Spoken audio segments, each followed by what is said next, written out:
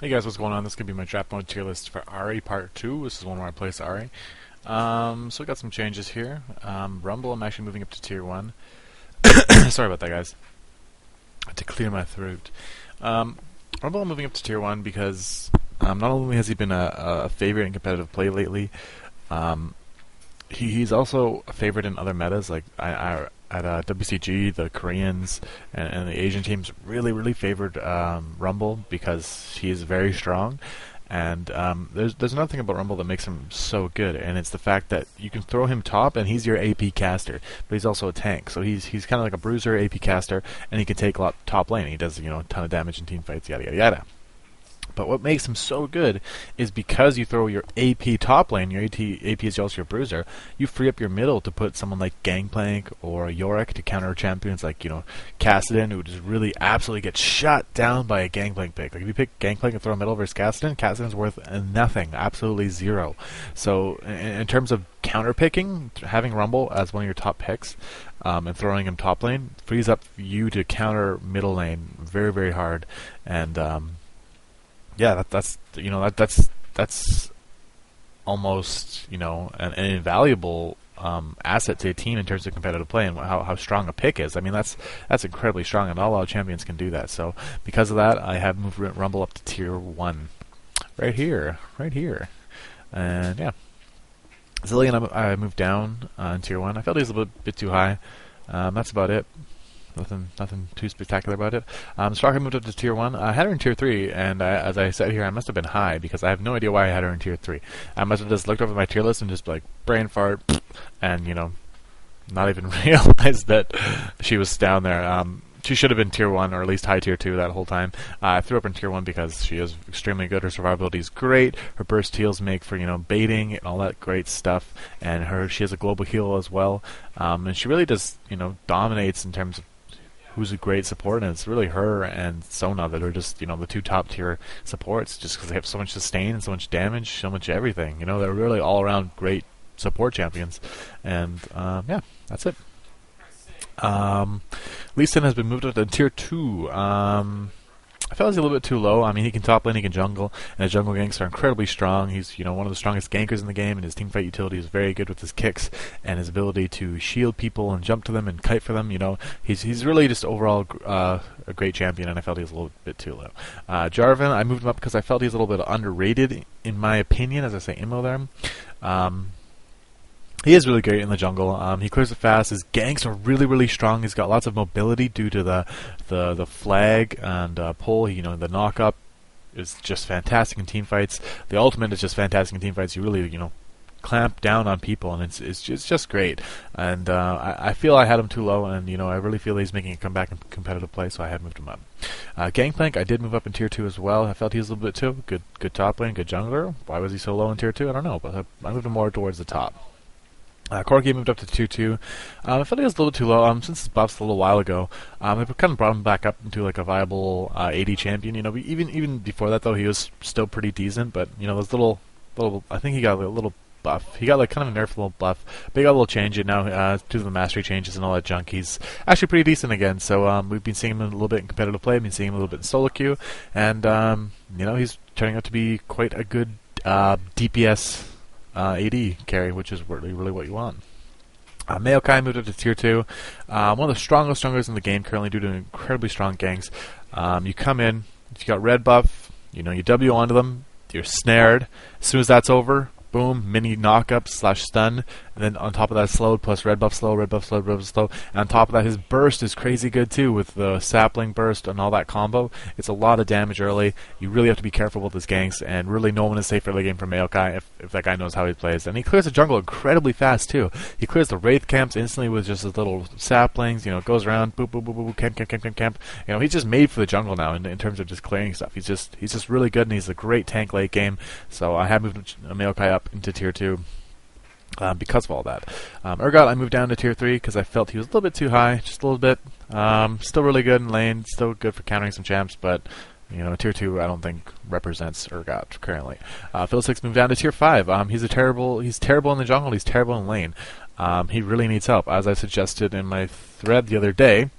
Fiddlesticks really needs the Master Yi Alpha Strike treatment on his Crow what's it called, Dark Wind, so that he can clear jungle quickly and he can clear lane quickly, so he can actually do both. Because right now, his auto attacks suck, his drain sucks at like last hitting, and his crows really suck at last hitting and clearing waves. I mean, he's really just he's got all this AOE damage, but he really doesn't have any ability to clear lanes or do anything or farm well in the jungle now. So I really feel Fitness 6 needs help, because he is a great champion, he's a great competitive pick, but not currently in this meta because of what happened. Shaco actually moved up to tier 2. He's been picked up a lot in competitive play, and he's actually been doing quite well in games I've seen. And just in terms of Jack in the Box utility, throwing that stuff down, the random fears, the slows, his gank potential. His gank potential is still so high in competitive play. Even if you have everything warded, you stop his boxes early, he can still come to your lane and mess your world up. And that's really what makes Shaco just fantastic, is that his ability to gank is almost unhindered by wards and by really anything, and he just has map control, he's got dragon control with his ultimate, and he's got baron control. I mean, he really just drops that stuff so quickly.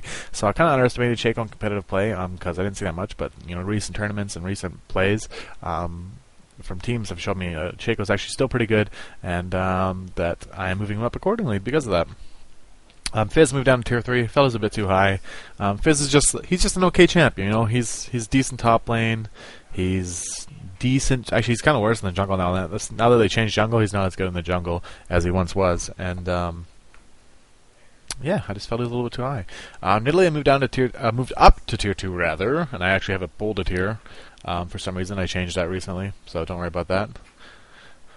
Nidalee moved up to tier 2 because she can be played as an AD or an AP champion and have great results either way. AD champions is the way to dominate your lane and roam around, just push shit and that kind of stuff, like roam, kill, gank, be kind of a tank / DPS, and take down people and be like a little cleanup crew.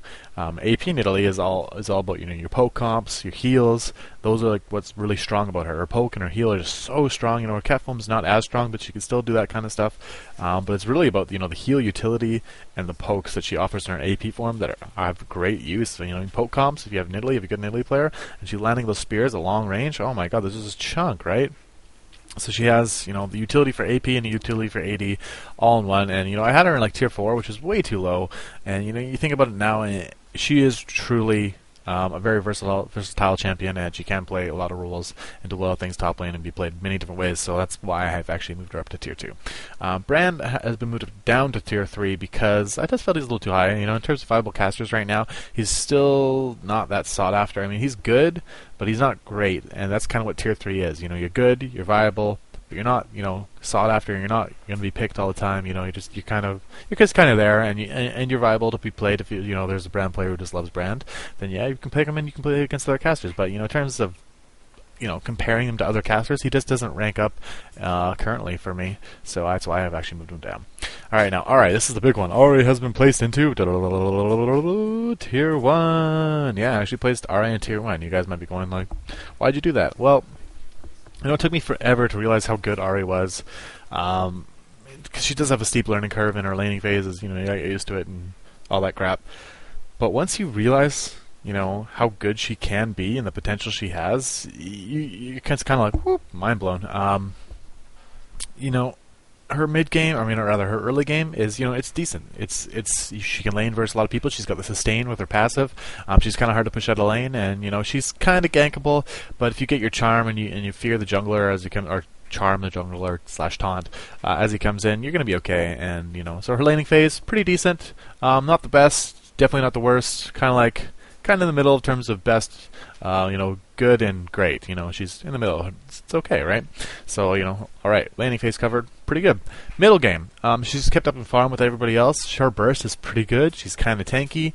People love to do the Rylai's and Wrath of the Will of the Ancients, not Wrath of the Ancients. Will of the Ancients combo, so you have super amount of lifesteal, you got slow utility, you got all that junk, right? People love to do that, but if you go the AP road and you get the decap and void staff, that kind of stuff, her burst is crazy. You just drop squishies, like squishies go instantly dead. Nothing survives it. And the taunt is just so long, it's so good. and her damage is really really good. So if you go the kind of tankier route, her damage is still pretty good. You have more utility, but if you go DPS route, you're gonna chunk people. And then late game, when you have the mix of tanky and DPS and survivability, all those items together, she's really really hard to kill. Her utility is great. She just goes in out, right? With her ultimate, it goes bang bang bang. Just the burst combo off that, the AOE damage, the true damage. I mean, she just scales so well into late game, and it took me forever to realize how fantastic she is late game. And in competitive play, late game is something that happens quite a bit. So if you have an Ahri late game who's just as fed as another AP carry, she's probably going to be better, in terms of doing more, adding more utility to your team than most casters. And that's why I actually put her into tier 1, because she just does so much. She's great. Early and mid game are her pretty good, but her late game is just fantastic, and that's why I put her up there so high. Because you have a Q that does 2 true damage AOE. You can hit 5 people for AOE true damage. That's crazy, and that's spammable. And oh yeah, that's the one thing I forgot to say. Forgot to say rather, is that she has sustained DPS. Not only does she have the burst survivability, and in terms of physical sustain, her DPS is sustained because she can just Q W E R R R Q W E. Just getting Q and W, you can just spam over and over again. Like W has something like when you 40% cooldown, or like 4-second cooldown, and Q is something like a 6-second cooldown. You're just spamming all day long. Your damage never stops. It's just great. So that's my little rant about how good Ahri is, and how much I like her, and how good I think she's competitive play. This is going to be my wrap up for the Draft Mode Tier List Part 2 for Ahri. She's been placed, and yeah, hope you guys enjoyed the update. And I actually did video and text for all you whiners out there. Oh, I did it for you. Alright, thanks for watching, guys.